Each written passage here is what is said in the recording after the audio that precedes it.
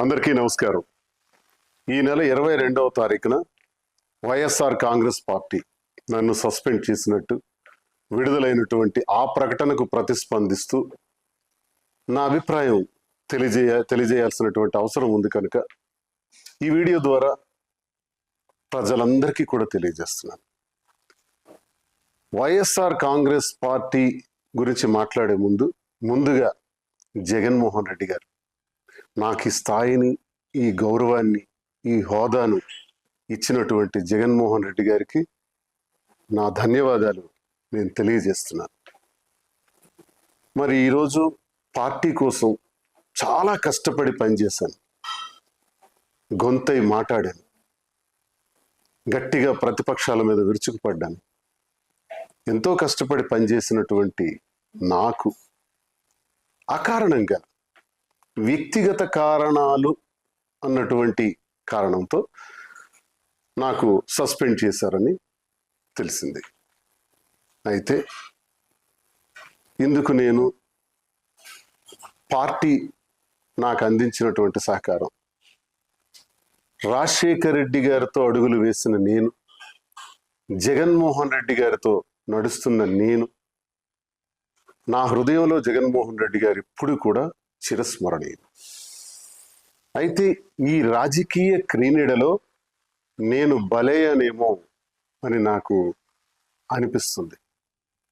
అయితే నేటికి 25 సంవత్సరాలుగా ప్రజా జీవితంలో ఉన్నటువంటి నేను, ప్రజాసేవనే పరమావధిగా భావించిన నేను ఎప్పుడూ పార్టీకి ద్రోహం చేయలేదు, అవినీతి చేయలేదు, లంచాలు తీసుకోలేదు, అధికార దుర్వినియోగం చేయలేదు, భూ కబ్జాలు చేయలేదు. పార్టీ కోసం మాత్రమే అహర్నిశలు పనిచేశాను. ఈ జరిగినటువంటి పరిణామాన్ని నేను స్వీకరిస్తూ, సస్పెన్షన్ అంటే తాత్కాలిక విరామము.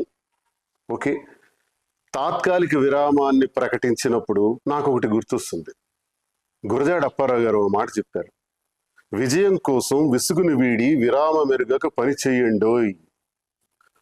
పని చేస్తాను, కష్టపడి పని చేస్తాను, స్వతంత్రుడిగా, తటస్థునిగా, నా ప్రజల కోసం, నాకు నమ్ముకున్న గ్రామాల కోసం, నా పైన ఆధారపడి ఉన్నటువంటి కార్యకర్తల కోసం, అభిమానుల కోసం నిరంతరం మరింత రెట్టింపు ఉత్సాహంతో పనిచేస్తానని, ఎవ్వరూ ఆందోళన చెందవలసిన అవసరం లేదని, నా అభిమానులందరూ కూడా ధైర్యంగా ఉండాలని, గ్రామాన మళ్ళీ తిరుగుతాను, ప్రతి ఇంటికి ఈ దువ్వాడ శ్రీనివాస్ వస్తాడు, ప్రజలతో నేరుగా సంబంధాలు ఉన్నటువంటి నేను ఏ ఒక్కరిని విడిచిపెట్టేది లేదని, కష్టపడి పనిచేస్తానని, అన్నింటికీ కాలమే తీర్పు చెబుతుందని నమ్మిన నేను, మరి ప్రజలందరికీ ఇంతవరకు నాకు ఈ గౌరవాన్ని ఇచ్చినటువంటి ప్రజల్ని నేను ఎప్పుడు మర్చిపోలేను. ముఖ్యంగా టెక్కలి నియోజకవర్గ ప్రజలు,